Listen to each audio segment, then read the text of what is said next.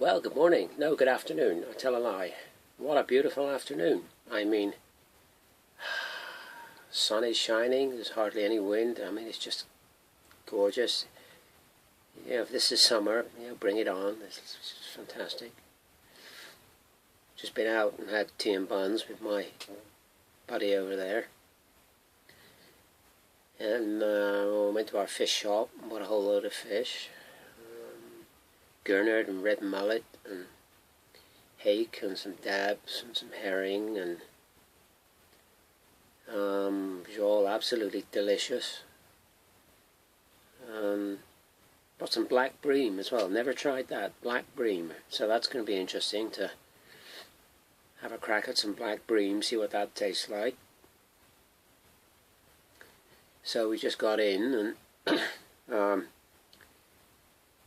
I have to start by saying thank you to Stephen Hall and Simon Emerson for subscribing. Thank you very much. Hopefully we'll do something that you like and something that you find interesting, and something that you enjoy watching, just to get you quickly up to speed, if you don't know already, that is. That what we're trying to do is paint two 20mm Napoleonic armies, one British and Allied and one French. And each side will have 10 battalions of infantry, artillery pieces and some cavalry regiments, and we'll also do a few extra little wagons and stuff to go along with it, supply wagons and ammunition wagons and so forth. And also we'll be putting together quite a few of the flat pack super quick buildings. So as we do them, we'll be reviewing them. A lot of them will need adapting for our purposes. I mean, you wouldn't get a small supermarket in the middle of a Napoleonic battlefield, but if we take the front out of it and put a normal front in it, it'll make a more than acceptable building for what we want. So we'll be adapting some of them, so we'll be doing that. So we've got a lot of work to do. What we're doing at the moment, is or everybody knows, is some French elite infantry by Zvezda. Now, I reviewed these figures, and on the Plastic Soldier Review website they scored 45 out of 50. Now, I said on the review that I did, because these figures are produced in Zvezda's usual gaudy cobalt blue plastic, which I absolutely hate. Alright, it's a personal thing, and you're going to be priming them, so you're not going to see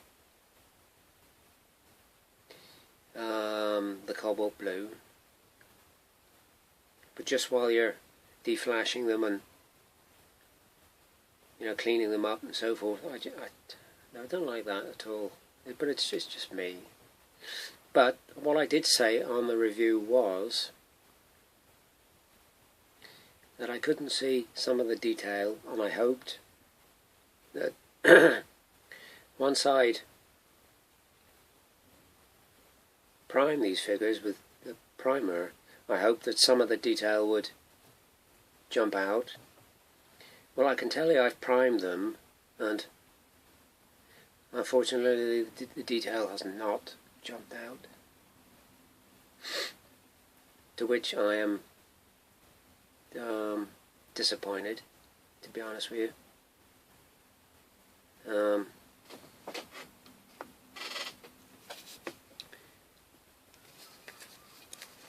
Here we are thus far. I have glued on the backpacks, because the backpacks are separate from the figures, So you can either paint the two separately and then put them together, or put them together first and then paint them. I decided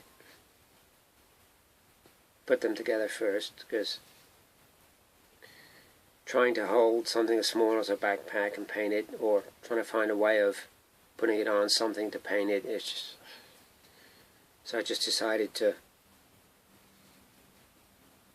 glue the two together first and then do it that way. But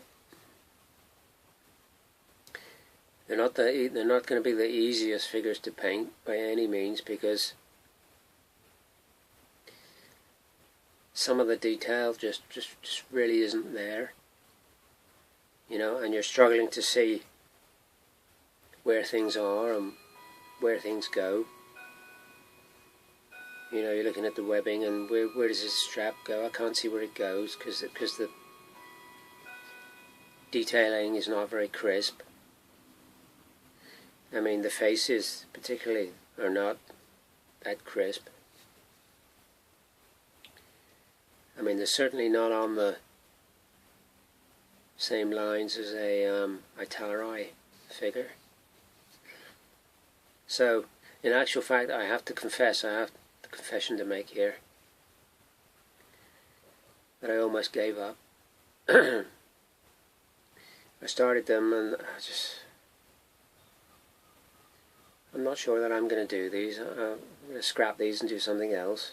But I've started them, so I'll see them out and I'll finish them.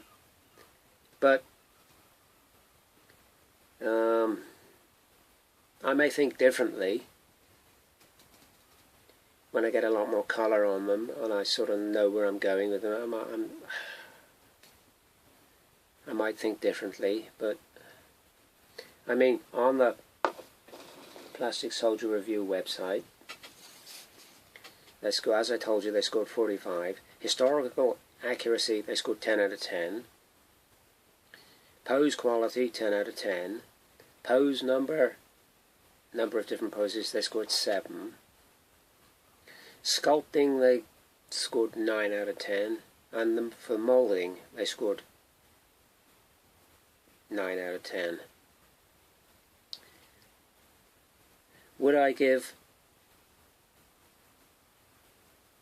sculpting and moulding 9 points each?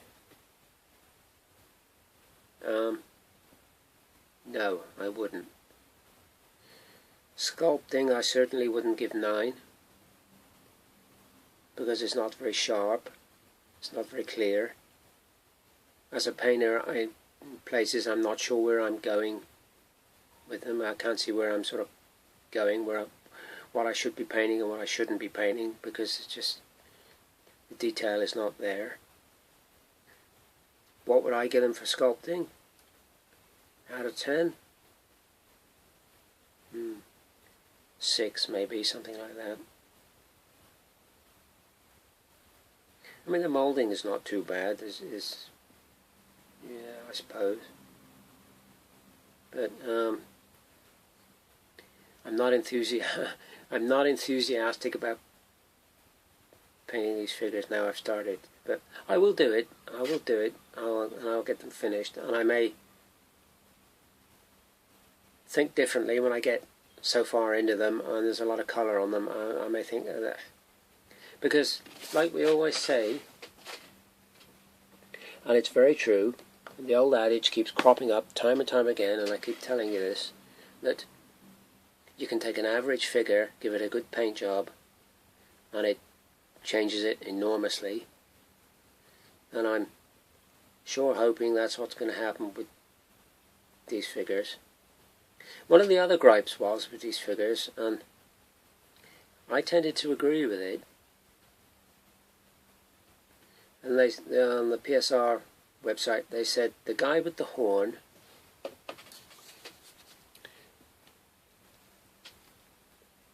see if we can focus that. Oh, you can see that anyway. The guy with the horn is too big. And I said, yes, for sure. I agree with that. That's too big. But I hold my hands up and say I was wrong. I was absolutely wrong on that, because here's this book, Napoleon's Light Infantry, and you see the guy there with a little small horn. I actually worry about this guy because he's got two pistols pointing towards his crotch. I worry about that guy. I wouldn't be looking that confident if I was him. But anyway, there's this guy with a tiny horn. And you say, well, yeah. But if we go to this book, Napoleon's Guard Infantry, number 2, look at the size horn this fella's got.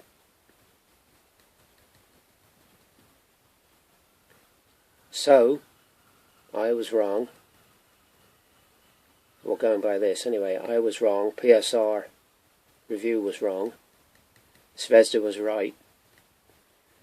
So they do have, or did have, very large horns as well as small horns. So I got it wrong. So I hold my hands up and say, well, that's right. That figure is fine. So that's our Zvezda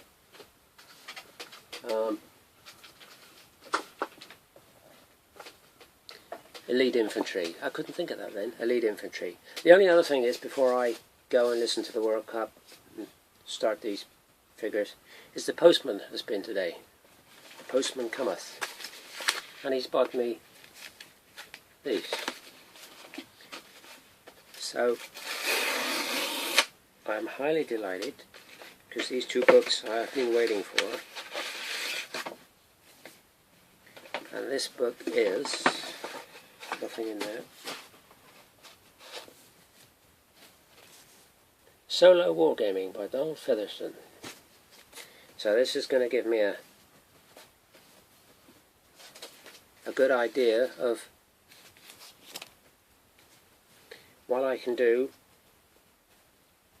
on my own, because I have nobody to wargame against. So this will give me a good start. It's quite an old book, I would imagine written in the 70s. Let's see. See if I can find a date for this. Yeah, 1973. But that's okay. That'll be an interesting read. And the other book is, if I can, let's get a pair of scissors here.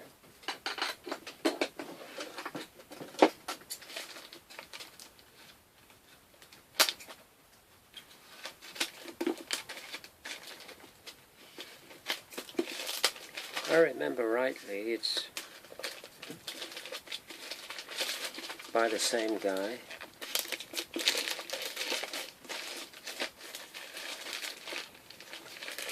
Well, if I ever wrapped this, did a good job.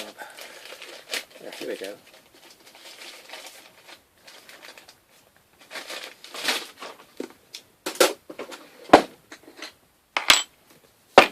Yeah. Battles with Model Soldiers. Probably another 1970s book. Yeah, 1970. So that shows you how old this book is. And you can tell it's old as well by the quality of the paper. Yeah, an interesting looking book, with diagrams and illustrations of different periods. World War I, colonial wars, Napoleonic campaigns. Yeah, so that's some nice reading. I'm going to get on and have a crack at these French elite infantry. See if I can get my enthusiasm for doing them. Don't get me wrong, I've got enthusiasm for painting miniatures. That's no problem. It's just these. It's just, I don't know. But anyway, thanks for subscribing. Thanks for watching. Any comments, questions and suggestions you have, I'm more than happy to try and answer them and point people in the right direction if I can. So as always, thanks for watching.